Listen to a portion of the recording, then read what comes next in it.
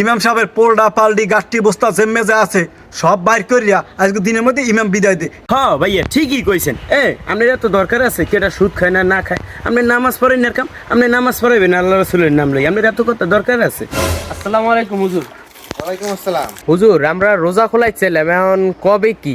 আগামীকালকে তো একজনের ডেট আছে, তুমি পরশু দিন পারো। হুজুর তাই কিরকম মানুষজন হয়? এই 60-70 জনের হিসাব করে দিলেই হয়। আর ইমাম মতো এটা সুরম হয় খারাপ। যা ওই ইমাম সাহেবের কথা সভাপতি হিসেবে গাডলাই বলা যা। আসসালামু আলাইকুম হুজুর, কেমন আছেন? ওয়ালাইকুম আসসালাম, আছি আলহামদুলিল্লাহ ভালো। হুজুর আপনার একটু সভাপতি সাহেব একটু ডাকে ঘাট পারে। আচ্ছা তাই তুমি পরশু দিন 60-70 জনের আয়োজন করিয়া পাঠাই দিও।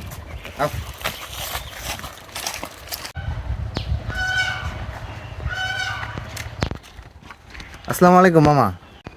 ওয়ালাইকুম আসসালাম। এই ইমাম সাহেবের পোলডা পাল্ডি গাঠটি বস্তা জেম্মে যা আছে সব বাইর করিয়া আজকে দিনের মধ্যে ইমাম বিদায় দে। হ্যার মতো ইমাম আর আমাকে মসজিদে লাগবে না। মামা তাই আমার অপরাধ? তোমার অপরাধ, তোমার তো পদে পদে অপরাধ। রমজান মাসে মশলার অভাব, একটা খাজুর দান করলে 70টা খাজুরের সব, রোজা খোলাইলে সব, কত মশলা এই থইয়া উনি মশলা একটা দেয়। সুদ খাওয়ান যাবে না, সুদ খাওয়ান যাবে না, কোন ধরনের মশলা? তোমার কি মানুষের রুজি রুটি মারি খাওয়ানোর দায়িত্ব দিছি না নামাজ পড়ানোর দায়িত্ব দিছি? এখন যদি তোমার বিদায় দেয় কেমন হইবে না? ও ভাইয়া আর একটা কথা, তাই এরে যদি বিদায় দেন তাই নামাজ পড়াবেন কেডা? কে নামাজ তুই পড়াবি? হ্যাঁ ভাইয়া আমি যে পারি এক রেখাত পড়াইতে পারবো অনেক। এটা কেমন কথা? তুই এক রেখাত পড়াই দিবি কে? আমি শুরুই জানি ভাইয়া, আলহামদুলিল্লাহ কুল ফল্লাই দে এক রাখাতের বেশি হয়। তাই হলে আর কি করার, আমি পড়াম মনে আর কি। হ্যাঁ কেমন হয় ভাইয়া, আপনি যদি নামাজে খারাইলে করেন সুদের হিসাবটা, আপনি নামাজ পড়াইলে হিসাব করবেন কতক্ষণে? হ্যাঁ একটা কথা, তা থাও কি ম্যাম সাহেব, তার কথা কি জানো? কাল গো তারা ফির নামাজে আমি পিছে বইয়ে কয় ফির গলায় খাওয়ার দিছি। ও কিছু বোঝে না, ও কিছু বোঝে না, একটা ইমাম বোঝে না। ও কি করে হ্যারপর এই বড় সুরালয়, হ্যারপর এই বড় সুরালয়। আপনি কি পারবেন সরু সুরেতে নামাজ পড়াইতে পারবেন? ও ভাইয়া আর একটা কথা, আপনি বলে মিলিয়ত পড়াইবেন? হ্যাঁ ভালো কথা, ভালো কথা। ইমাম সাহেব মসজিদে মানুষ কয়জন? হয় এত হিসাব করলে 50-60 জন হয়। দূর কোন রোমার 50-60 জন, 40টি তো থাকে গুড়াগারা। একটা রোজা থাকে না কিছু না, খালি ইফতারে খেলাইয়া আজির হয়। রমজান মাসে ওর আইতে তো একটু উৎসাহিত হয়, তা গুরুগার আইবে না? এত উৎসাহিত হওয়া লাগবে না।